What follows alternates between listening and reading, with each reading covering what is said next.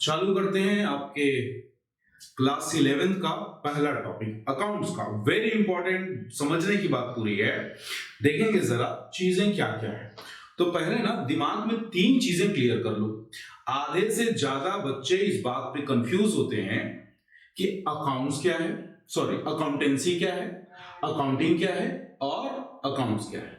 अब मैं आपसे पूछूं कि बेटा कौन सा सब्जेक्ट पढ़ने वाले हैं, तो उसमें से कुछ बच्चे बोलेंगे कि सर अकाउंटेंसी पढ़ रहे हैं, कुछ बोलेंगे अकाउंटिंग पढ़ रहे हैं, कुछ बोलेंगे अकाउंट्स पढ़ रहे हैं।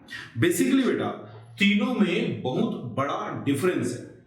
अच्छा ऐसा करते हैं, एक छोटा सा एग्जांपल लेते हैं।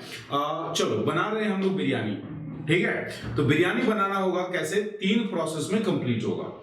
पहला प्रोसेस क्या होगा, सबसे पहले हमको उसकी रेसिपी चाहिए होगी कि कैसे बनाया जाएगा, क्या क्या चीजें चाहिए होंगी, किसको कितने टाइम तक बॉईल किया जाएगा। मतलब रेसिपी में अगर मैं बोलूं तो उसके सारे रूल्स एंड गाइडलाइंस लिखे हुए होने चाहिए।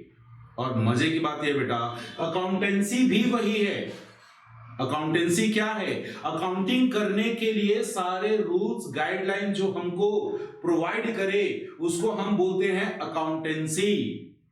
रेसिपी हो गई रेडी, बिरयानी के लिए आपने सारी चीज अरेंज कर ली, रेसिपी भी ले आए। अब क्या करोगे, फाइनली कुकिंग करोगे, मतलब बिरयानी बनाने का प्रोसेस करोगे, मतलब अकाउंटिंग। देखो लास्ट में क्या लिखा है, ING। जिस भी वर्ड के लास्ट में ING लिखा है उसका एक ही मतलब होता है प्रोसेस। तो ये रहा रूल्स, ये रहे गाइडलाइंस, इसके बाद आपको क्या करना है, उसको अपनाना है, उस पर काम करना है। तो उसको हम बोलेंगे क्या, अकाउंटिंग। और लास्ट में जो प्लेट में बिरयानी आपको सर्व किया जाएगा, जो एंड प्रोडक्ट होगा, वही अकाउंटिंग में आपका अकाउंट्स होता है।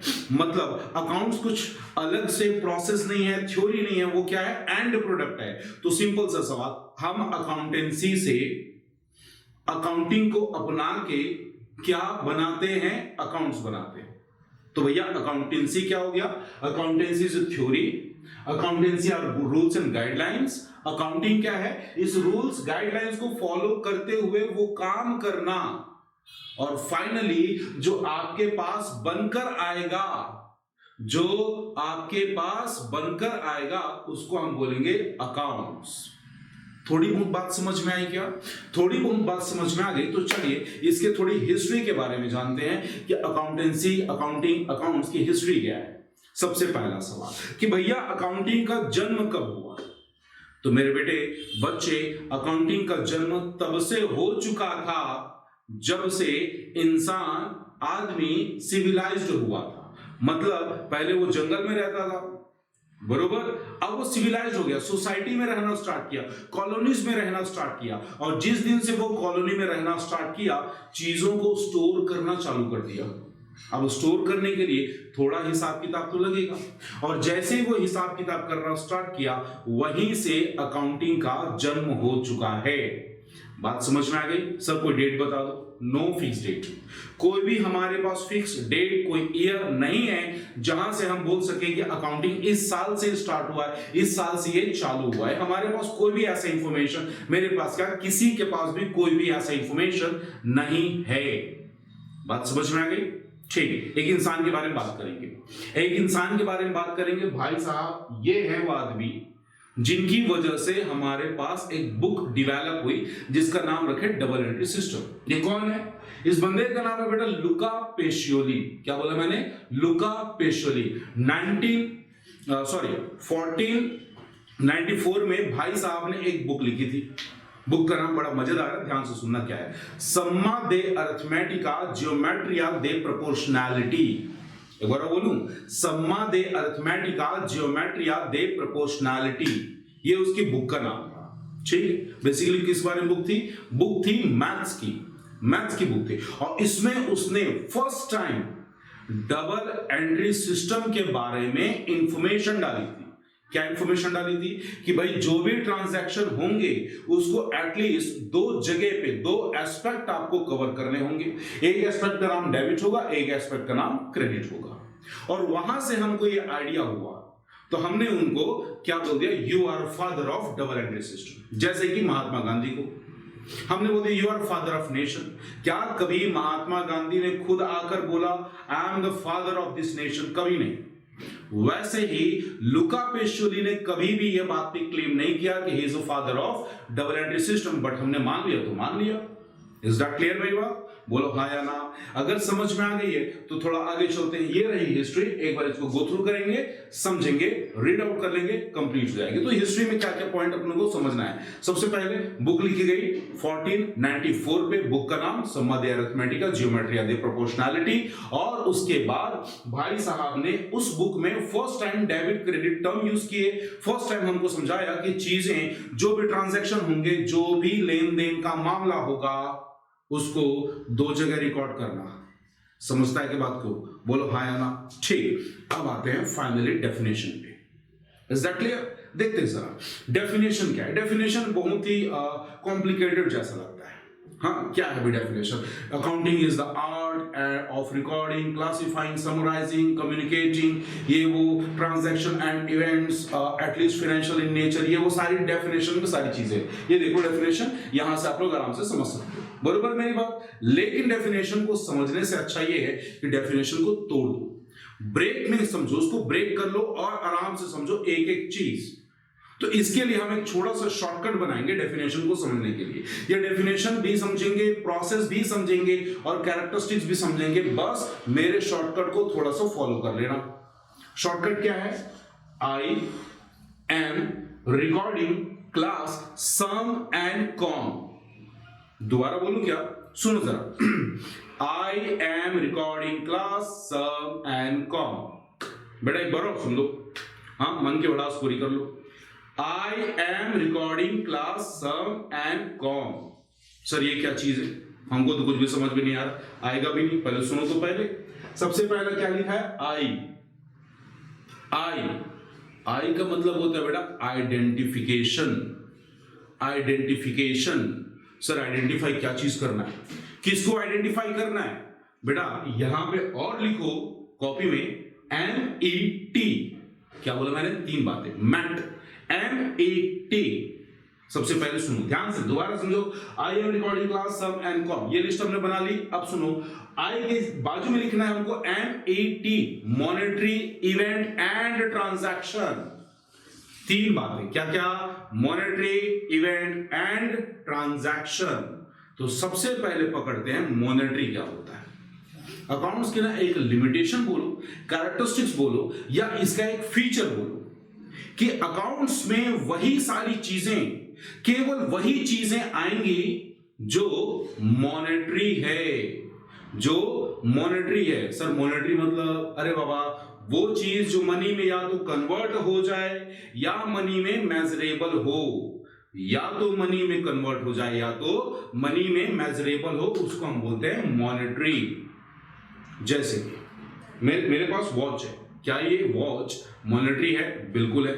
मेरे पास मोबाइल है, मोबाइल मॉनेटरी है? बिल्कुल है। क्यों है? क्योंकि मनी में कन्वर्ट और मेजर किया जा सकता है। मां की ममता, भाई बहन का प्यार, अच्छी रनिंग स्पीड, ब्यूटी, अच्छे बाल, क्या ये सारी चीजें आप मनी में कन्वर्ट कर सकते हो? किसी की बहुत अच्छी हेल्थ है, क्या आप इसको मनी में कन्वर्ट कर सकते हो? इम्पॉसिबल है।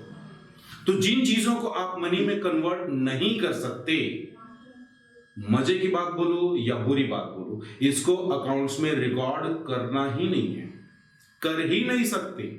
सबसे बड़ा खास बात यह बेटा कि जो चीजें मनी में या तो कन्वर्ट नहीं हो सकती या तो मेजरेबल नहीं है, उसको हम बोलेंगे नॉन मॉनेटरी आइटम। और हमारे अकाउंट्स में ऐसी किसी भी चीज की कोई भी जगह नहीं होगी। तो हाँ जी, आई में मुझे MET देखना था, मॉनेटरी इवेंट और ट्रांजैक्शन। हमने मॉनेटरी समझ लिया, मॉनेटरी बोले तो वो चीजें जो मनी में कन्वर्ट या मेजर की जा सकती है। What about T? ए को थोड़ी देर में समझाऊंगा, पहले टी समझ लो। टी बोले तो ट्रांजैक्शन। ट्रांजैक्शन क्या होता है? एक लाइन में ध्यान से समझना, एक लाइन ध्यान से समझना। Transaction, exchange of goods and services between two or more parties for some consideration।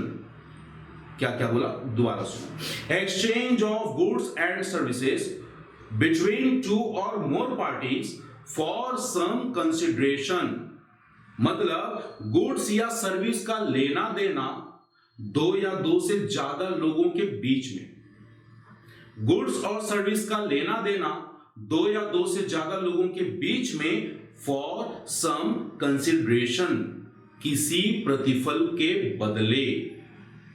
तो यहां पे ना तीन बातें आ गई। पहली बात, गुड्स या सर्विस का लेना देना, एक्सचेंज होगा, पहली बात। दूसरी बात, दो या दो से ज्यादा लोग होंगे। अब एक बात बताओ, अगर मैं अपने पैसे एक जेब से निकाल के दूसरे जेब में डाल दूं तो क्या मैं इसको ट्रांजैक्शन बोलूंगा? बिल्कुल नहीं, बिल्कुल नहीं। अरे बाबा, पैसे मेरे थे और मेरे ही जेब में हैं, तो यहां पे ट्रांजैक्शन हुआ ही नहीं। तो ट्रांजैक्शन के लिए कितने आदमी चाहिए? कम से कम दो आदमी चाहिए, दो पार्टी चाहिए। जरूरी नहीं है कि वो इंसान ही हो, पर्सन ही हो, जरूरी नहीं है।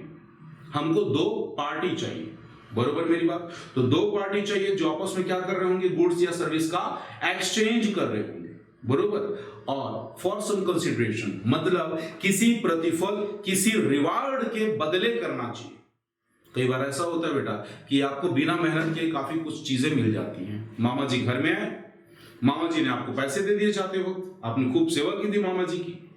बताइए क्या ये ट्रांजैक्शन है? बिल्कुल नहीं है। क्यों नहीं है? क्योंकि उसके बदले आपने कुछ नहीं दिया। नहीं सर, हमने तो उनकी काफी सेवा की थी, अच्छे से नाश्ता कराया था, बढ़िया से उनके लिए बेड रेडी किया था, बढ़िया से सारी चीजें की थी। बेटा जो भी चीजें किए हो, क्या वो मॉनेटरी है? क्या वो मॉनेटरी है? अगर नहीं है, अगर नहीं है तो बेटा उसको तो अकाउंट्स पे ले ही नहीं सकते, ट्रांजैक्शन की कैटेगरी में आएगा ही नहीं। बात समझ में आ गई? तीन बातें बात कर रहे थे हम लोग। एम मॉनेटरी, ई इवेंट बोला था, क्या बोला था? इवेंट। और टी ट्रांजैक्शन। ट्रांजैक्शन का एग्जांपल सुनोगे? क्या होता है? गुड्स खरीदा, ट्रांजैक्शन हो, गुड्स आया, सामान आया, पैसा गया, सामान आया, पैसा गया, इसको बोलते हैं ट्रांजैक्शन।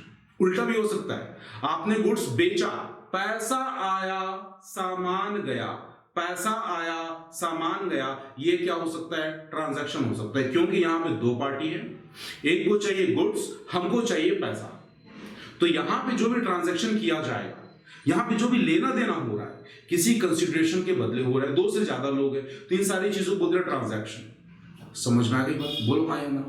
अगर समझ में आ गया, थोड़ा सा आगे और चलेंगे, थोड़ा सा आगे और चलेंगे और समझेंगे कि इवेंट क्या होता है।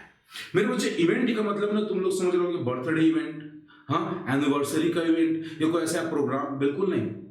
इवेंट का यहां मतलब होता है results of transactions, results of transaction. जैसे कि प्रॉफिट लॉस, बोलो प्रॉफिट या लॉस खरीदा या बेचा जा सकता है? सोचिए, देखो जरा, क्या हम प्रॉफिट या लॉस को खरीद या बेच सकते हैं? बिल्कुल नहीं। हाँ जी, तो प्रॉफिट लॉस कैसे होता है? ट्रांजैक्शन का रिजल्ट है। कैसे रिजल्ट है? हमने मान लो मैंने 10 पानी का बॉटल खरीदा 10-10 रुपए में, मतलब 100 रुपए खर्च किया। क्या ये ट्रांजैक्शन है? बिल्कुल है। क्या ये ट्रांजैक्शन है? बिल्कुल है। अब उसी बॉटल को 15 रुपए में मैं बेच रहा हूं, तो बताओ बेचना ट्रांजैक्शन हुआ कि नहीं हुआ? हो गया। खरीदना तो ट्रांजैक्शन है, साथ ही साथ बेचना भी है। अब सुनो, 100 रुपए में पानी का बॉटल खरीदा, 150 रुपए में उसको बेच दिया। 100 में खरीदा, 150 में बेचा, तो फायदा कितने का हुआ? 50 रुपए का। और ये 50 रुपए सच्ची बताओ मैंने अलग से खरीदा या बेचा है क्या? नहीं, ये खरीदने और बेचने का बीच का रिजल्ट है। तो ऐसी चीजें जैसे क्लोजिंग स्टॉक हो गया, आपके पास जो स्टॉक है जो नहीं बिका वो इवेंट है, जो प्रॉफिट लॉस है वो इवेंट है। बात समझ में आ गई? चलो दोबारा देखते हैं जरा। MAT, what is an monetary items, what is a event, what is T transaction. तो सबसे पहली चीज हमारा हो गया, निपट गया। पहला हमने क्या बोला था? आई बोले तो आइडेंटिफिकेशन। क्या बोला? आइडेंटिफिकेशन। एम मतलब होता है मेजरमेंट। क्या करना है आपको? मेजरमेंट करना है। पहले ट्रांजैक्शन को पहचान लो, पहले आइटम को पहचान लो कि कौन सा आइटम एमईटी की कैटेगरी में फॉल करता है कि नहीं करता। उसके बाद आपको करना है क्या? मेजरमेंट। आपने पहचान लिया कि वो आइटम मॉनेटरी है, रिकॉर्ड करना है तो भैया कितने रुपए में रिकॉर्ड करना है, ऐसा ही कर दोगे क्या? नहीं, पहले उसकी मेजरमेंट करोगे, वैल्यूएशन करोगे, पता करोगे कितने रुपए में रिकॉर्ड किया जाना चाहिए। तो ये काम कहलाता है मेजरमेंट। समझ में आ गई बात? बोलो हाँ या ना? मेजरमेंट, आइडेंटिफाई कर लिया, मेजर कर लिया, अब करना है रिकॉर्डिंग। फाइनली तुम्हारा प्रैक्टिकल काम स्टार्ट हो रहा है, रिकॉर्डिंग करनी है। रिकॉर्डिंग कैसे करते हैं, यहां पे मैं कुछ टूल्स के नाम बताऊंगा आपको आज की डेट में, बस आपको याद रख लेने। ये सारे टूल्स ना अपने आप में अलग अलग चैप्टर है, उस टाइम हम उनको और डेप्थ में समझेंगे। तो रिकॉर्डिंग करेंगे किसके थ्रू? जर्नल एंट्री के थ्रू। रिकॉर्डिंग का मतलब क्या होता है? चीजें जो हो रही हैं, जो ट्रांजैक्शन घट रहे हैं, उसको अपनी कॉपी में, रजिस्टर में, कंप्यूटर पे, लैपटॉप पे रिकॉर्ड कर लेना, लिख लेना, यही होता है रिकॉर्डिंग। बरोबर मेरी बात? बोलो हाँ या ना? ठीक। आई am recording class. Class, class का मतलब क्या होता है? क्लास, क्लास नहीं, क्लासिफिकेशन है। क्या ये क्लासिफिकेशन? यहां पे क्या करना है, ढेर सारे ट्रांजैक्शन तुमने रिकॉर्ड किए, ढेर सारे। अरे बाबा बिजनेस के लिए काम कर रहे हो, किसके लिए काम कर रहे हो? बिजनेस के लिए। तो बिजनेस में अकाउंटिंग कर रहे हो तो क्या लगता है एक या दो ट्रांजैक्शन होंगे? बिल्कुल नहीं, ट्रांजैक्शन हजारों लाखों होंगे। और मेरे बच्चे उन सारे ट्रांजैक्शन, हो सकता है ढेर सारे ट्रांजैक्शन सिमिलर कैटेगरी के, एक ही कैटेगरी। जैसे परचेज कर रहे हो, एक ही बार परचेज करेंगे? बिल्कुल नहीं, कई बार करेंगे, 50 बार, हजारों बार परचेज करेंगे। तो भैया एक काम करो ना, वो सारे जो परचेज किए हो ना, उसको एक जगह रिकॉर्ड कर लो। सेल्स किए हो उसको एक जगह रिकॉर्ड कर लो, खर्चा किए, वेजेस दिए उसको एक जगह रिकॉर्ड कर लो, इलेक्ट्रिसिटी पे करो उसको एक जगह रिकॉर्ड कर लो। तो यहां पे हम कर क्या रहे हैं? सारे ट्रांजैक्शन को रिकॉर्डिंग तो पहले कर चुके हैं, अभी क्या कर रहे हैं? उन सारे ट्रांजैक्शंस को क्लासिफाई कर रहे हैं। क्या कर रहे हैं? सारे ट्रांजैक्शन को क्लासिफाई कर रहे हैं। और ये जो क्लासिफिकेशन का सिस्टमैटिक मैनर होता है ना बेटा, ये जो क्लासिफिकेशन हमने सही ढंग से किया है, इसको हम बोलते हैं लेजर बनाना। क्या बोलते हैं? लेजर। स्पेलिंग देखो जरा, LEDGER। लेजर मत बोलना, लेजर लाइट नहीं है, ना ही लेजर कुछ और है, लेजर, LEDGER। समझ में आ गई बात? क्लासिफाई कर लिया, अब एक काम करो, समरी बनाओ। अब फाइनली अकाउंटिंग का काम स्टार्ट हो रहा है। समरी बनानी है आपको, सारी चीजें कर लिया, रिकॉर्डिंग कर लिया, अलग अलग अलग अलग सब जगह क्लासिफाई कर लिया। अब क्या करो? सबकी समरी बनाओगे कि भैया टोटल परचेज कितना हुआ, टोटल सेल्स कितना हुआ, टोटल खर्चा कितना हुआ, टोटल वेजेस कितना दिया। ये सारी चीजें तुमको अब समरी बनानी, समरी बनानी। और समरी बनाने जिसको बोलते हैं समराइजेशन, कहां होता है? ट्रायल बैलेंस में होता है। और ये समरी बनाने के बाद आई एम रिकॉर्डिंग का सम एन मतलब हो गया एनालिसिस। एनालिसिस मतलब किसी भी चीज के बारे में स्टडी करके कंक्लूजन निकालना। किसी भी चीज के बारे में स्टडी करके कंक्लूजन निकालना क्या कहलाएगा? एनालिसिस। और एनालिसिस कैसे करेंगे? दो हथियार है आपके पास। एक हथियार का नाम है प्रॉफिट लॉस अकाउंट, दूसरे हथियार का नाम है balance sheet. Sir profit loss account क्यों बनाते हैं? मेरे बच्चे एक बात बताओ, अकाउंटिंग क्यों करते हैं? अकाउंटिंग, हमारा मेन पर्पस अकाउंटिंग का दो होता है बेटा। पहला, मुझे यह पता करना होता है कि जिस बिजनेस के लिए मैं अकाउंटिंग कर रहा हूं उसका प्रॉफिट या लॉस कितना है।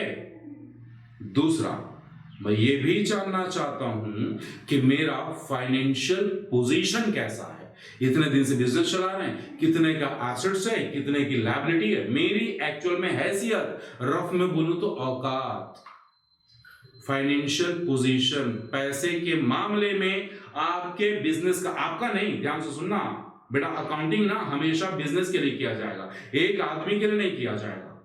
अकाउंटिंग जो होगा वो बिजनेस के लिए होगा। तो बिजनेस में कितने का एसेट्स है, कितने की लायबिलिटी है, ये सारी चीजें हमको कौन से स्टेटमेंट से पता चलेंगी? नाम रखा बैलेंस शीट, नाम रखा बैलेंस शीट।